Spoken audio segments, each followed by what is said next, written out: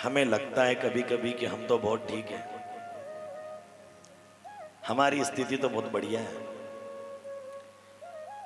कोई इतना ताना मारने वाला नहीं है ना, कोई इतनी हंसी उड़ाने वाला नहीं, कोई भला बुरा कहने वाला नहीं। जो विपदा नरसिंह जी को आई, ऐसी विपदा तो मुझे लगता है कि उससे आदि और आदि से आदि भी ऐसी स्थितियां हमारे साथ तो निर्मित नहीं हुई कभी।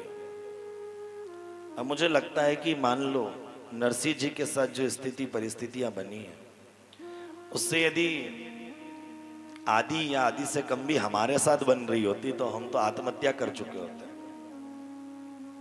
लोग कर ही लेते हैं, कुछ लोग परिस्थितियों का सामना नहीं कर पाते हैं और फिर ऐसे कदम भी उठा लेते हैं।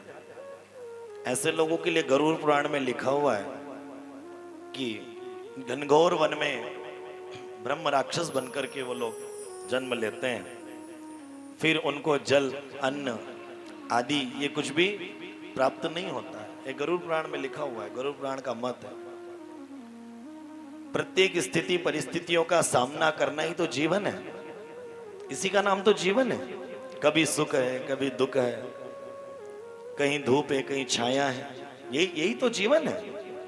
केवल सुख ही सुख रहे तो ये भी कैसा जीवन।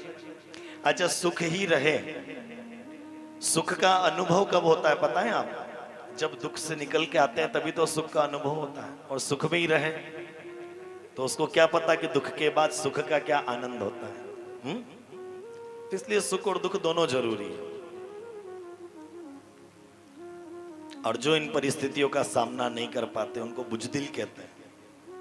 लेकिन धन्य है नरसिंह जी महाराज कि कोई छोटी मोटी परिस्थितियां इनके सामने नहीं है, बड़ी विचित्र और बड़ी कठिन परिस्थिति इनके सामने है। इन कथा को सुन के हमें क्या लाभ है?